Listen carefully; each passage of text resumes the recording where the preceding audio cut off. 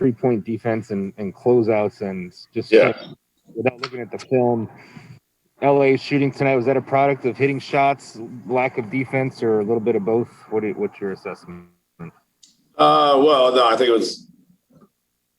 I mean, listen, they got to the paint too easily to start the game, and then the kickouts came, and then they got confidence, and then they just rise up and shoot right over top of us. I didn't like our competitiveness on the ball all night long. I was a little better in the second half, but by that time it was too late.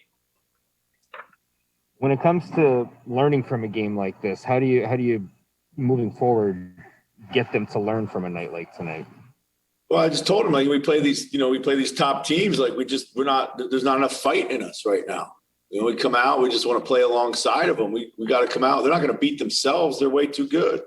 So we got to make them feel us earlier in the game. Everything's way too comfortable for them. Go ahead. Chris, that fight also in the rebounding, I mean, the way they just kind of dominated there, especially in the first half to get themselves extra opportunities as well. Yeah, they kind of pushed us around everywhere. Not good, not really good enough. Mm-hmm. When you don't see that fight, I mean, is there anything you can do in the middle of a game to try and rouse that, or that's got to come from within them? Yeah, I mean, we called timeouts, we switched defense. I got lineup out there, had a little bit more fight that second unit for a little bit. We got the game back to 34-31, and then a couple bad shots, empty possessions. I think we missed a layup, and it was three ball at the other end of the floor, and then it was a 12-point game, and then we just let go of the rope. Jace, go ahead. Chris, you talked about how there are more offensive players than defensive players on this roster right now. Is that fight on the ball something that maybe isn't ingrained in some of these guys, and that is a process that's kind of taking place right now, making it more, I guess, ingrained in them and how they go about the game?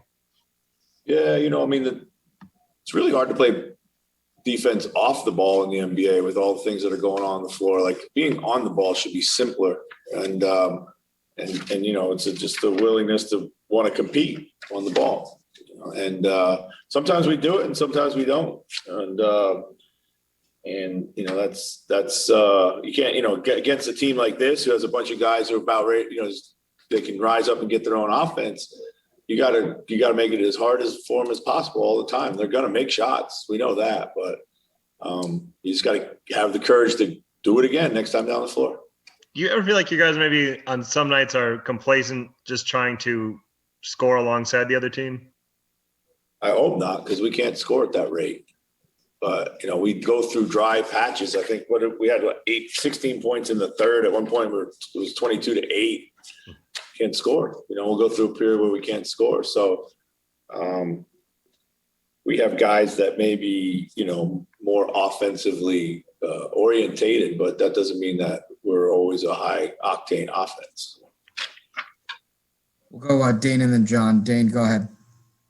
Chris, for that interior defense you're talking about, is that more so not having physicality or not having a the rim protection, or are those kind of the same thing? Do you differentiate those two? No, I mean, you can protect the rim, in a lot of different ways. We don't have enough physicality down there. I think we get bounced out of the way too much. And we're reacting on the second hit a lot of times and not being the first hitter. John, go ahead. Chris, Carl looked like tweaked something there. Is he okay coming out of that? It was a knee. It was a knee thing, so it takes a little while to get the circulation back in there. So, but precautionarily, we want to take him out. Okay. Any other questions for Coach? Awesome. Thanks, Coach. Appreciate your time tonight. Okay, guys. Thank you.